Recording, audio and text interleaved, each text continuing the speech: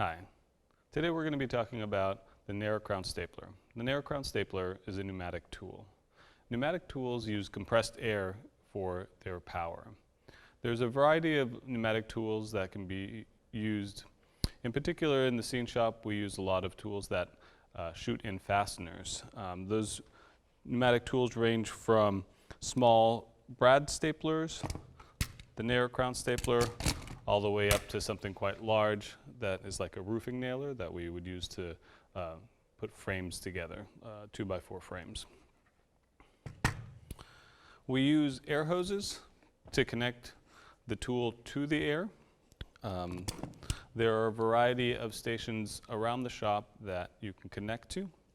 To connect the pneumatic tool to the air hose, there is a small bayonet style coupler.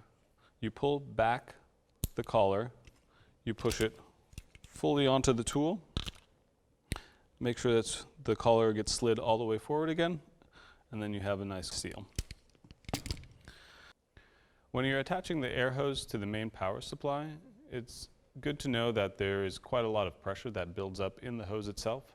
So when you release the air hose, you want to make sure that you're aware that that pressure is going to be released. Sometimes it can whistle quite loudly. I personally like to plug my ear as I uncouple the air hose.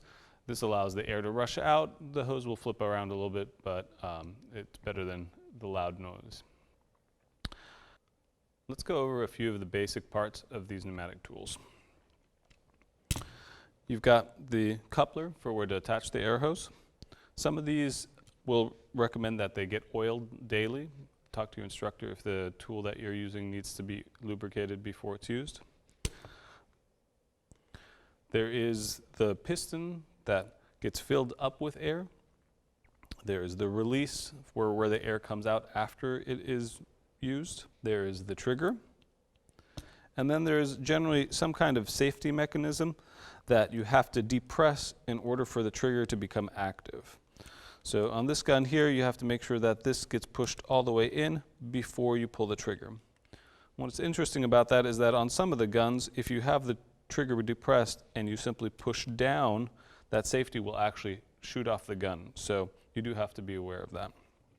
And then you have the place where you reload the fasteners for the tool. On the narrow crown stapler, you pull this all the way back. It exposes this small rail. And these staples here, which come a variety of lengths, slide up and over straddling the bar. You want to make sure that it's fully in.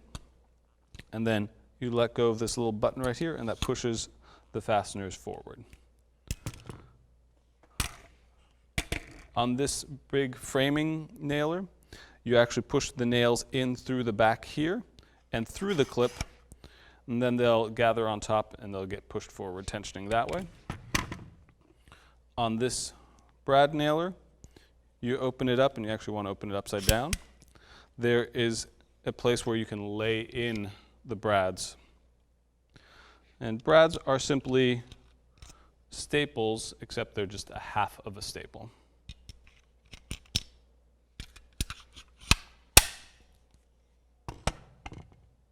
When you're attaching two pieces of material to each other, there's a few things to think about before you get started. In general, here are a few good rules of thumb.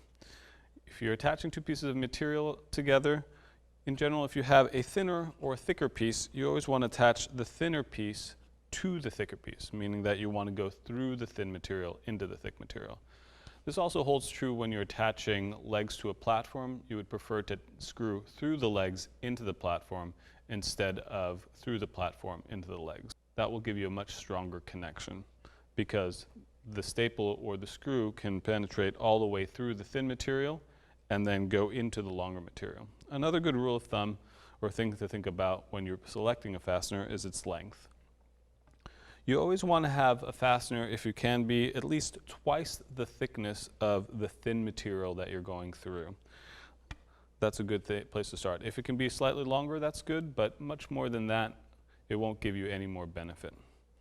When you're attaching material together with staples, we strongly recommend that you use glue. The staples will hold the piece together while the glue sets up, creating a much stronger bond. The disadvantage with this is that if you are stapling things and gluing them together, they won't be easy to take apart. We recommend using screws for any application where you imagine that you want to salvage the materials more easily. Now I'm going to attach two pieces of wood together. First, I'll apply a layer of glue. We generally use wood glue in the theater.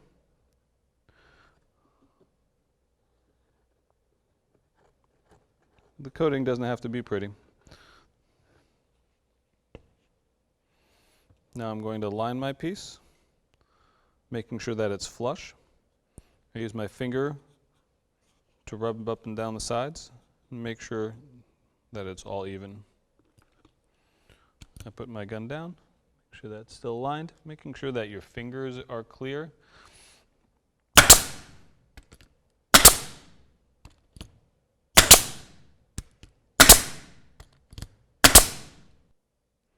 This is a pattern that you'll see quite frequently in the theater. You want to be aware that your staples aren't going in too deep into the piece of wood, otherwise it might not be holding as well.